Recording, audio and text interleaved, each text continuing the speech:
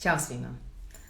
Htela sam, nemam puno vremena i gledat ću da budem što kraće, da vam danas pojasnim nešto na temu koja se povela u storiju, a to je da koliko je zanimljivo, u stvari kako se meni dogodilo da pređem, mada nisam prešla skroz. Ja trenutno moram da kažem da dobar dan, sačuvat ću ovaj live, tako da svakako moći ćete da ga čujete kasnije. Htela sam da ispričam, dakle, nešto na temu koja se povela u storiju oko predavanja srpskog jezika strancima. Dakle, ja sam ćao svima, nakon niza godina predavanja španskog i francuskog, sam počela da predajem, ćao svima, ćao Dijana, hoću da ispričam nešto o predavanju srpskog kao stranog. Hola. Da, nakon niza godina, znači predajem francuski i španski od 2003. godine. I onda sam pre neku godinu, kada se prvi put otvorio master smer u Novom Sadu, srpsko za strance, upisala iz raznih razloga, ali između ostalog, delovalo mi je zanimljivo i htela sam da se okušam u tom pravcu, pogotovo što mi se dešavalo godinama kada si u kontaktu sa strancima, da se neka traži od tebe, jel tako, iako znaju da si profesor španskog, profesor francuskog, pojavljuju se Francuzi i Španci, recimo, kojima treba srpski. I na kraju, ja sam želela da se malo bolje obučim u toj temi i zaključila neke stvari koje su zaista važne, mislim, za svakog ko se pita da li je dovoljno da budeš izvorni govornik i da predaš svoj maternji jezik i stalna fama koja se pokreće da li je bolje da vam predaje izvorni govornik strani jezik ili je bolje možda da učite sa profesorom koji govori vaš maternji jezik. Tako da to je jedna tema koja je uvek goruća, jer mnogi ljudi, ljudi zapravo misle različite stvari, jel tako? Neki ljudi vole da se drži izvorni govornika, misle da će tako brže upiti jezik. Neko zaista ne voli zato što mu je teško da se oslobodi od početka. Moje mišljenje, samo znači zadržavamo se na tome da je to moje mišljenje koje je, jel da, proizišlo iz iskustva tokom svih ovih godina, je da je teže možda sa izvornim govornikom krenuti od početka ako nemate jezik koji vas spaja. Naprimer, može da dođe do pogrešnih interpretacija, pogrešno shvaćenih reči, konstrukcija, ali ono što je suština čitave priče, ono što sam ja shvatila kao jezičar, dakle, ja sam završila studije romanskih jezika i sad pišem rad za master studije srpskog jezika, nije dovoljno da ste izvorni govornik, tu nema šta. Ono što je zanimljivo, što sam htela da podelim, da ne bi dužila, je da je meni teže, verovali ili ne, meni je teže da predajem srpski, koji je moj maternji jezik, nego da predajem francuski i španski, opet, verovatno, zahvaljujući iskustvu svih ovih godina, zato što kada neko predaje jezik dugo, kada prođete kroz ne jedan metod, nego prođete kroz 3-4 metoda, pa prođete kroz sve nivoa, i vi nakon nekoliko godina već zaista znate napamet, kada osoba malte ne progovori ili uz par pitanja, vi već možete da locirate čoveka na kom je nivou. Znači, dovoljno je da mu ciljane konstrukcije postavite, da vidite da li je ovladao njima i da možete znati svi da su sada svi jezici u Evropi podeljeni na 6 nivoa, 1A2, B1, B2, C1, C2 i konkretno prema Evropskom referentnom okviru se zna koji nivo šta podrazumeva, koje znanje. Tako da vi vrlo brzo zapravo kroz konverzaciju možete da uz ciljna pitanja shvatite na kom je neko nivou. Sad šta se dešava kada se posle toliko godina različitih metoda prebacite, kao što sam ja, meni eto, i bio mi izazov i bilo mi interesantno da probam, jer već, jel tako, kao papagaji, već, 18 godina ponavljamo. Čak i kada pređete sa metoda na metod, kada uzmete novi metod, ne odskaču, ne može taj materijal, taj sadržaj ne može da odskoči toliko da vama napravi ne znam koliko drugačiji čas. Naravno, sadržaj je suština časa i bit će vam zanimljiv ili manje zanimljiv, ali vi ćete biti u nekim okvirima koje prosto nalaže taj nivo. Ne možete da izađete iz njih daleko, ne treba zapravo, ne savetuje se, bit će teže. Predavajući srpski strancima sam shvatila zapravo koliko je problematično dok čovek ne prođe kroz sve nivoe i ne navikne se, jer mi smo srpski usvojili, mi smo ga, dakle, nesvesno usvojili konstrukcije, nesvesno naučili, učili smo gramatiku u školama, tako, ali ne razmišljamo šta koristimo. Na stranim jezicima razmišljaš šta koristiš i prošao si kroz sve faze učenja i usvajanja i samim tim je lakše da ispredamo nekom drugom jer smo taj proces savladali. U srpskom ja nisam na taj način prolazila kroz sve faze učenja i savladavanja. Učili smo gramatiku, osnovna srednja škola, ali mi se ni u jednom trenutku ne zapitamo zašto nešto izgovaramo tako kako izgovaramo, odnosno mi znamo kako treba. A to je ono što je, na primjer, problem u predavanju jezika i što je meni lično uvek smetalo ako mi neko kaže na moje pitanje zašto se ovo sada izgovara na ovaj ili onaj način ili se konstrukcija pravi na ovaj ili onaj način. Nikada tokom mog učenja nisam voljela da mi neko kaže zato što to tako treba. Znači, ja volim objašnjenje zašto tako treba. A kada predajete maternji jezik, ako ne poznajete dobro, ili tako, svaku tačnu definiciju zbog čega se nešto dešava, onda je zaista problem da objasnite. I ja sam se u tim problemima našla prošle godine, nekoliko puta. Našla sam se u najprostijem problemu tipa da me pita učenik zašto se kaže idem u školu, a na fakultet, kad idem u bioskop i u školu i u restoran i ja ulazim, a jel da kad idem na koncert i na pijacu i na trg i na plažu gde sam na površini, ja sam da li se ja onda penjem na fakultet?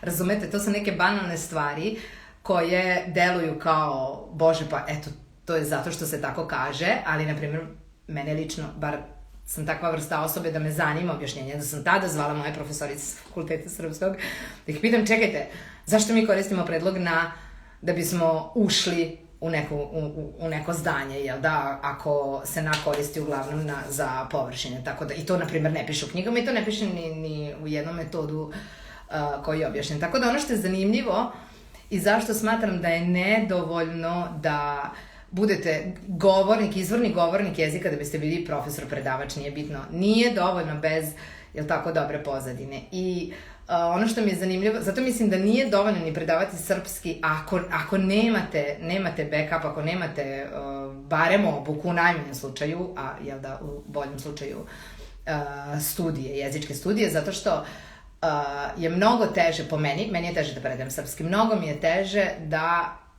da ga iseciram unazad i da se setim zašto tačno kada dođe do tako nekih kritičnih struktura koje ne nalazim objašnjenja lako, da ih objasnim zašto je tako, a da ne moram da kažem prosto naučite tako, zato što retko ko voli da mu se kaže nauči tako jer je to tako.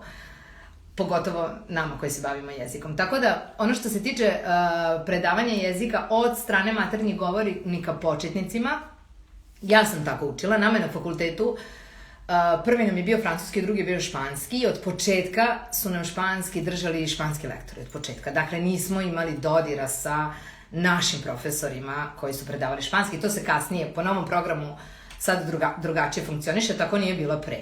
Znači, nije bilo pre. Moj prvi profesor Antonio je došao na čas, mi smo znali 0 španski, on je krenuo da priča na španskom i to je bio totalni raspad sistema, pogotovo za nas koji, to je tek počeo talas španskih serije, ja ih nikad nisam gledala i bilo nam je teško stvarno, zapravo, mislim, romanski jezik, naravno slična struktura, lako se tuđe, lakše od francuskog, ne može da se poredi, ali smo mi sa njim konstantno imali problem da prevedemo osnovne reči, da napomenem da je to bilo doba pre interneta, doba pre mobilnih telefona.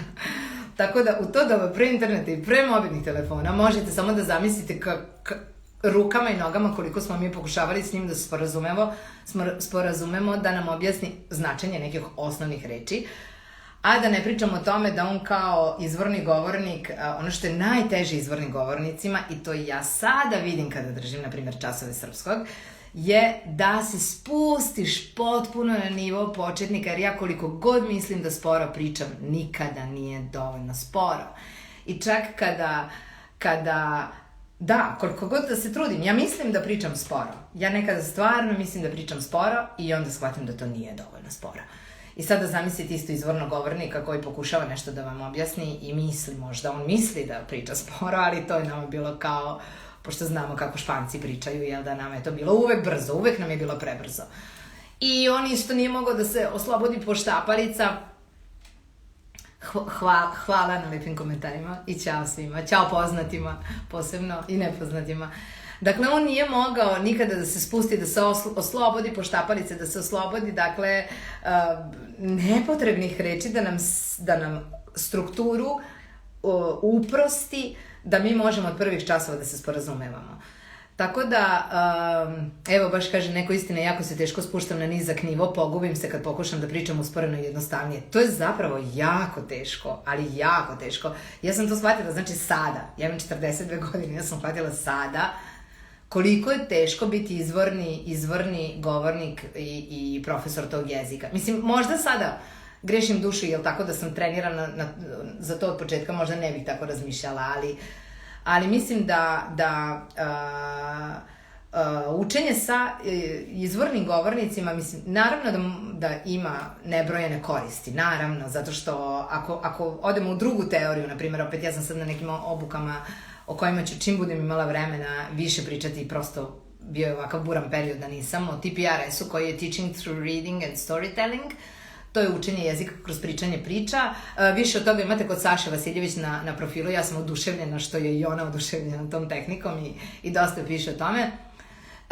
Naprimjer, Amerikanci su smislili koncept predavanja jezika zaobilazeći gramatiku. Dakle, samim tim što je njima teško, oni funkcionišu u svom jeziku u čitavom svetu, njima nije potreban drugi jezik i Ćao Flying Polyglot, drago mi je da se slažemo. Njima drugi jezik nije potreban, oni užasno teško uče strane jezike, činjenica je, i stranaca sve više ima u Srbiji, možete da primetite da srpski, što je predivno, srpski postaje tražen i to je predivno. Ja sam, mala tajna je, pre mojih studija romanskog jezika ja sam upisala srpski. Pisala sam srpski i onda su me, bilo je pred bombardovanjem, mene su bacili preko u Francusku, hteli su da me spase, međutim ja sam se vratila, nije ni bitno, ja sam tako završila na romanskim studijama, ali hoću da kažem samo da vidim, da srpski postoji jako tražen i to je fantastično za sve profesore srpskog. Moguće iz mog iskustva da želiti apsolutnim početnicima čast na samocijenjenom jeziku, da kaže Anđela, ali neophodno vežbati konstantno to spuštanje, pojednostavljivanje i korišćenje tehnika. Jasno, tu se ja skoro slažem, ali to opet ti kao govornik našeg jezika kada radiš na francuskom, sigurno radiš skroz drugačije nego Francuz, to hoću da kažem. Ja mislim, bar na ovom TPRS-u na obuci mi imamo Francuza. I znači oni gledaju da se priča samo na stranom jeziku od početka, bez objašnjavanja gramatike, gramatika se usvaja usput. I, na primjer, meni je zabavno da gledam Francuze koji ne mogu da se spuste na taj nivo sporine, jako im je teško. Svesni su toga i trude se, i koliko god da se trude, on kaže keska. To keska, šta je, to on ko prvi put čuje, je možda potpuna konfuzija u glavi. Znači, on ne može, na primjer, nas na TPRS-u stvarno teraju da se spustimo onako na najsporiji mogući nivo koji prosto tebi postane iritantan. Znači, ja postanem sebi iritantno spora. Ali to je način da otkrićem vam nešto čemu se sada mnogo priča u svetu jezika i jako je zanimljivo, možete googlati o tome, to se zove comprehensible input. U njemu je ključ. Znači, razumljiv sadržaj i nivo brzine toliko nizak da ti možeš da čuješ svaki glas. Jer glas je problem. Evo, recimo, posebno u francuskom, u španskom ne, španski ima izgovor prilično blizak našem i jedino što se razlikuje imaju th, jel da imaju to th šuškavo i ne znam šta još imaju. I r jače skotrljaju. I da li ima neko slovo još koje je problematično. U francuskom je već ogroman problem. Vi u francuskom imate 4 nazala različita. Imate glasove koje mi nikad nismo čuli. I da bismo ih čuli, nivo brzine kojom nama priča, jel da na niskim nivoima profesor, mora da bude jako spor da bismo mogli da... Neki ljudi uče jezik, znate šta se desi? Uče jezik godinu dana i posle godinu dana otkriju glas, otkriju zvuk. I to je fascinantno. Posle godinu dana shvate, aha, kako se to r izgovara, kako se taj nazal izgovara, kako se to i izgovara. Možda zato što su ga tek tada čuli, zapravo su ga. Ili su ga dovoljno puta, ponekad, ja stalno ponavljam jednu rečenicu, ne postoji stvar koja ne može da se nauči, ne postoji, sve može da se nauči, svako može da nauči jezik, zato što smo mi programirani da progovorimo, kao što svako dete igrom slučaja ja imam neverbalno dete, imam devojčica sa smetnjama, nije progovorila zato što ima problem, u razvoju, ali svako dete može da progovori koje je zdravo i pravo. Znači, svaki jezik može da se nauči. I ako smo na to programirani, znači mi to možemo, čak veliki lingvisti pričaju, treba samo da otključamo naš um i da progovorimo jezik, ali mi moramo samo dovoljno puta da čujemo. Dakle, mi moramo dovoljno puta nešto da čujemo da bi bilo naučeno. Ne kaže se džabe, tako, učenjem, ponavljanje majka učenja. Znači, to je velika istina. Vama, ako neko nešto svaki dan ponovi dovoljno puta, vama to ostaje u glavi i tačka. Da bi ispravno čuli glas, taj glas mora da bude, moramo čisto da ga čujemo. Ja kad pričam špancu, kad ga učim razliku između č, č, dž, š, meni španci kažu, Ivana, zašto ti govoriš č, č, č, č? Ja im objašnjavam, ali ne, ja kažem č, č, dž, š. Ali ona meni kaže, ne, ali ja čujem č, č, č, č. Razumete? Zato što oni imaju taj glas u svom jeziku i dok ona ne otključa mozak za ove druge glasove, dok ih ne čuje dovoljno puta, ona ih neće čuti, jer mi ne čujemo ono što ne znamo. Mozak prepoznaje i onda tako usvaja. Tako da suština, zapravo, da li izvorni govornik ili ne, naravno svako prema svojim željama i nahođamo nju, neko kao dete, zašto sam počela da pričam to kako kao deca slušamo, zato što slušamo i učimo, zato što vi naravno na kraju slušajući, učeći, doći ćete, usvojit ćete. I naravno da nije loše, daleko ne treba da bude shvaćeno da je loše raditi sa izvornim govornicima. Ne, nije loše. Može da ima svoje prednosti. Meni lično na fakultetu sa izvornim govornikom španskog prvi sudar mislim da je bilo sporije. Mislim da bi možda bilo brže da smo imali tada profesora koji je bio naš, čisto da nam objasni malo bolje te osnove, pa onda, na primjer, na nekom nivou, makar A2, B1 idealno uključiti izvornog, a ono što je dobitna kombinacija iz mog iskustva, dobitna kombinacija je 1 čas. 1 čas sa izvornim govornikom, 1 čas to jest profesorom koji je vaš da vam objasni. Naprimjer, mi smo to praktikovali dugo godina u školi Novom Sadu u Lingvi i to je funkcionisalo stvarno sjajno, posebno na višim nivoima. Naravno, na višim nivoima već ljudi mogu da se oslobode sa izvornim govornicima potpuno. Opet u tom trenutku kada se oslobode, ljudima nekad treba da se oslobode. Dešava se i da ne žele, dešava se nekad u mojim grupama koje ja mislim da su zrele da sada uvedemo izvornog govornika, recimo da se ne osjećaju sigurnim, da ne žele još, da žele da prođe još, ne znam, mesec, dva, da još usvoje malo bolje prošla vremena, pa da onda uđu sa izvornim govornikom. Dakle, zavisi naravno kada se čovek oseti da mu je lagodno, da je spreman, zavisi od čoveka. Ali ono što je poenta ove priče bila jako zanimljiva, da nije lako predavati svoj maternji jezik, zaista nije lako. I iako smo mi, na primjer, na masteru srpske za strance prošli ponovo, ja sam imala 10 ispita, jer imala sam ispite razlike, da bih nadomestila to što nisam došla sa katedre srbista, nego sa romanista. Znači, uz sve te ispite, uz svo ponavljanje kompletne gramatike, uz sina petaka s kojim radim svakodnevno padeže, sve funkcije značenja. I, znači, i dalje je meni izazov bio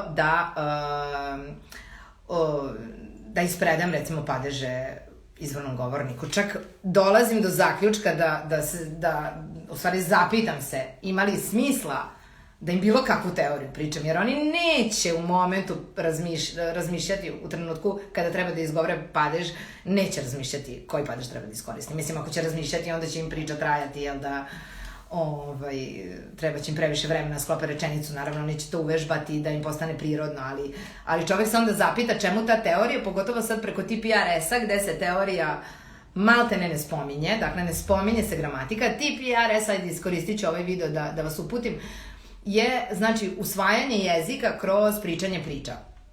I to je jako zanimljivo, zato što gramatika je, mislim, podrazumeva se da je spremna u skladu sa nivoom, ali vam se ne predaje svesno.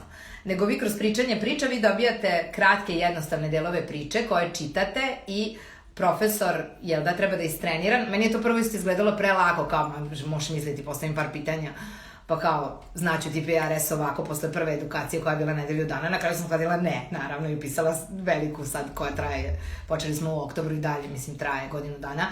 na kojoj zapravo se treniramo kakva pitanja da postavljamo i kako da ih postavljamo i kada da ih postavljamo i zapravo treniramo se kako kroz priču da učimo, opet to učeći da se spustimo na najniži nivo tog jezika, da ta osoba koja je prvi put s vama na času, odmah prvi čas razume tu priču i može da ispriča. I onda su oni na nama radili, na primjer, eksperiment koji, eto, krenuli smo znači od septembra, da preko jezika koji ne znamo, mi učimo TPRS. Znači, ja moram prvo da prođem kroz jezik koji ne znam, jer najbolje se da uči kroz praksu, tu nema priče. I da prođemo, recimo, rade s nama nemački ili portugalski, da mi preko toga vidimo koja je uopšte strategija, kako idu pitanja, kojom brzinom ide ta priča, na koji način se postavljaju pitanje i kako ti usvajaš gramatiku zapravo da nisi svestan.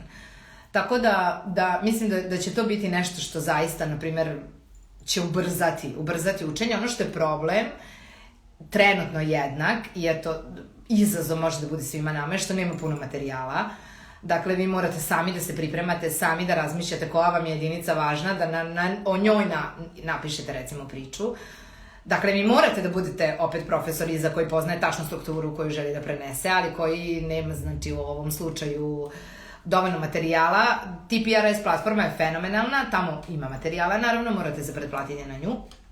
I ja mislim da bih uskoro želim da počnem da pravim radionice, da vidite kako to izgleda, zato što to olakšava u velikoj meri, jel tako, kad imate gotovo.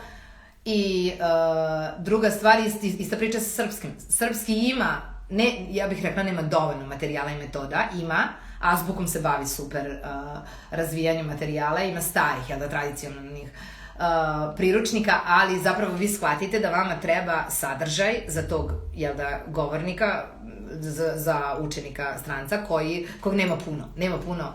Na internetu nema puno prilagođenog sadržaja u smislu jednostavno. Znači, taj comprehensible input koji treba učeniku, njemu treba jednostavan, razumljiv i spor sadržaj. Znači, to su 3 stvari koje, na primjer, mislim da mogu da budu fenomenalan izazov sada svima koji počinju da se bave predavanjem jezika. Mogu da prave materijale, mogu da prave jednostavan i prost sadržaj. Ja se trudim na mom profilu, na primjer, da pravim jednostavno špansko-srpski sadržaj, koji čisto, neka bude, ja kažem, svi scrolluju po čitav dan, neka vam uđe jedna rečenica, nema veze, neka uđu 2, neka se nešto složi sami sebi. Ako se okružite jezičkim profilima na internetu, sada na Instagramu ima more fenomenalnih jezičkih profila, masa sadržaja je besplatna, mislim, daleko više generalno na internetu uopšte, mimo Instagrama, ali samo i na Instagramu. Dakle, da ako samo prolazite i neka vam ulaze delovi, ako se još više skoncentrišete na neke lekcije, sami super, vi sebi ubrzavate, dovodite sebi na viši nivo gde možete, preskočiti deo, možete prosto, možda A1 možete sami savladati, mislim, nije nemoguće, zaista nije nemoguće, makar polovinu A1 kursa, nema veze. Ali možete dosta toga sami usvojiti, sebi olakšati i profesoru olakšati. Mi svi volimo, lakše nam je, lepše nam je, zanimljivo je kada ljudi dođu na višim nivoima, onda možemo da koristimo pregršt svega. Na početnim nivoima se vrtiš manje više oko istih stvari, ali time se brže pređu. Tako da hoću da kažem da između, ja ne mislim, zaključak svega, ne mislim da je neka velika prednost ako vam izvorni govornik predaje, mora da bude vrlo dobro potkovan i da zna da se spusti na nivo. Ne mislim da je vrlo lako predavati srpski kao strani samo zato što je to naš jezik, jer zapravo je ogroman izazov i zaista je teško.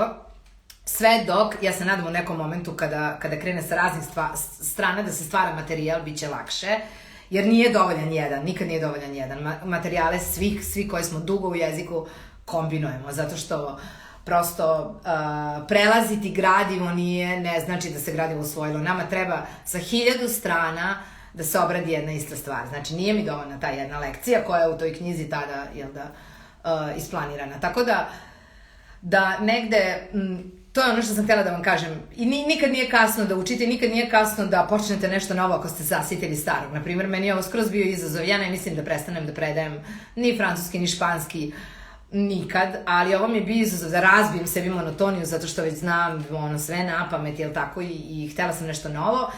I bilo mi je zanimljivo da shvatim, cvrcu uopšte nije tako lako. Uopšte nije tako lako, čovjek se mora obučiti i verovatno će kroz rad da se postanete eksperti, jel da, u čemu god, na šta god da se skoncentrišete i radite duže vreme. To neminovno postaje vaša, jel da, nešto što vam postaje lako. Ali je zanimljiv zaključak jer svi misle, jel da, predavati srpski, to je lako. Nije lako. Kao što, pogotovo samo, znači, razlog taj što mi lakše prenesemo ono kroz šta smo prošli. Vi najlakše predajete ono kroz šta ste prošli. Čak i posle fakulteta vam je teže. Teže su prvi časovi posle fakulteta, zato što tek počinjete. Zato što još nemate strukturu časa. Teže je tada.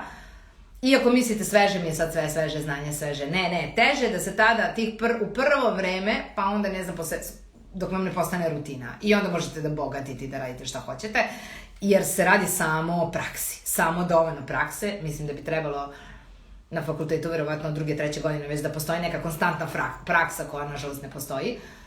Ali isto tako je super da se čovjek prosto bavi načinima predavanja, jer ima raznih i nudi se sa raznih strana, tako da to isto nešto je to.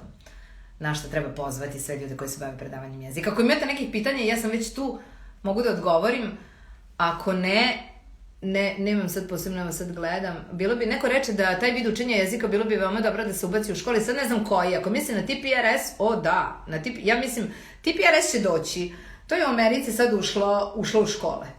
Ušlo u škole, obuke su ogromne. Na ovoj obuci na kojoj sam ja ima 50 profesora Amerikanaca i ja iz Evrope. Jedina. Ima jedna francuskinja jedina. Dve francuskinje koje obučavaju, jedan Francuz koji se pojavio na YouTube-u, možete vidjeti po datumima, vrlo je novo. Među Špancima, čak nisam ni primetila da li ih ima puno, ali vrlo je novo, ali doći će to u Evropu kao metod. Zapravo, problem je kao i kod svega, ponavljam, taj nedostatak materijala. Znači, vi ako i zaključite kako, vi ne možete da koristite onda postojeće udžbenike i postojeće metodologije, zato što ja pokušavam da prilagodim, trudim se, ali nekad prosto uzme mi previše vremena. Tako da divno je kada imate neku teoriju koja je već spremna, imate materijale na gotovs, to je ono najbolje. To je ono što je u srpskom problem, na primer. Ako treba da nekom potpuno približite, mislim, padeže koji označavaju mesto, zaista mislim da nam nedostaje nam materijala. Bilo bi super da postoje neke priče, neka knjiga, bukvalno na jednu temu, neki sadržaj razumljiv, jednostavan na jednu temu. To je ono što nam treba. Neki podcast za španski A2. Podcasta ima puno. To bi trebalo, u stvari dobra ideja, Nikola, hvala ti. Napravit ću neku listu koji su meni, recimo, top 5 podcasta za španski. Sad ja mislim da taj na koji mislim konkretno nije razdvojen po nivoima, nego po temama, što opet... jedan imam. Mogu ti odmah reći, čekaj. Ne mogu sad, snimam se telefonom, htjela sam da pogledam na telefonu, mada to mi je laptop. Mislim da se zoveš baš, pogledat ću, Spanish podcast ili tako nešto. Ima jedno 200 lekcija na tom podcastu, do detalja raščlanjenih. Oni vadi iz podcasta svaku rečenicu i objašnjavaju. Mislim da se zove Spanish podcast, ali mogu već danas okačiti post nekih 5 podcasta koji su meni dobri. Ima puno, ako niste primetili, čak Duolingo je napravio svoj podcast. Ja Duolingo pominjem često jer sam premislila da je jedna dosadna aplikacija i onda sam ušla posle par godina i shvatila koliko su se upgradeovali, šta su... One priče koje su uveli na Duolingu, to je TPRS. Oni su uveli, čitam na Duolingu, deo stories, koje su zapravo to, vidite kroz priču i priča vam je, imate, naravno možete kliknete, imate zvuk, audio, možete kliknete na svaku riječ da vidite šta znači i imate tačno pitanja. Znači, pita vas da li ste razumeli. A TPRS funkcioniše tako. Znači, imate jednostavan sadržaj i kroz pitanja i ponavljanje vi utvrđujete da li je taj neko razumeo. I znači, suština je to usporavanje. Da li ima organizovanje časove španskog preko Zooma? Ja imam inače časove preko Zooma. Da, možemo se kucnuti u inboxu. Tako da, to je neka suština. Uvek je na čoveku da izabere da li mu je bolje da mu drži izdvojeni govornik ili ne. Da li mu je bolje da uopšte uči sam ili ne. Sve ima svoje prednosti i mane i mislim da na kraju, čak i ako idete sami do nekog stepena, u nekom trenutku je dobro da prođete sa Meni smiješno što se to zovu language coachevi, jel da svuda preko, ali na kraju da shvatim, mi profesori se pretvaramo u language coachevi, jer vama treba coaching, vama treba neko da ako vi sami učite i pređete određene jel da, jedinice gramatičke strukture u jeziku, vi morate to da provežbate ipak sa profesorom koji, zato što morate da pričate, s kim da pričate i ko da vas sluša. Može, često neki izvorni govornik može i da vam kaže gde ste pogrešili, ali nije loše odvojiti jedan period da se radi sa profesorom za sve ove koji samostalno uče. Iako ja jesam pobornik samostalnog učenja, ali do neke tačke. Znači, mislim da u potpunosti teži put, spori put. Profesor je tu da vam prosto pokaže prečice. I izvorno govornika uvek treba uključiti, samo je pitanje kada. Mislim da najranije tu negde kraj A2 nivoa, tako da eto. To su neki savjeti. Ako imate neka pitanja još, ja vam mogu odgovoriti, možemo se kusnuti ispod nekog posta, možemo i preko inboxa pa i preko storija, svejedno, ali to je bilo to. To je bilo znači kratko o predavanju srpskog jezika, o menjanju, mada ja ne mislim da je to menjanje profesije, to nije menjanje profesije, to je širenje profesije, zato što meni je sada zapravo samo još lepše da mogu da podvučem paralelu konkretniju između jezika. Pre nisam ni razmišljala toliko zapravo o komparativnoj lingvistici, koliko sada kada uđete u te vode, jel da trebaju vam drugi jezici da biste ih komparirali. Tako da to je to. Ako ima neko pitanjce, ja sam tu, samo da vidim. Ali nema ništa, ako vas još nešto zanima, mogu vam reći. Ako ne, onda bih ja skratila, gledat ću da ovo sačuvam. Ovo mi je prvi live, tako da ću vas da znati. Eto, to je to. To je to. Hvala svima koji su bili i hvala svima koje uopšte zanima šta ja imam da kažem. Kao tamo neka. Ćao ljudi, uživajte, lep dan vam želim, lepu subotu, vidimo se uskoro. Ćao. Da im da gasim.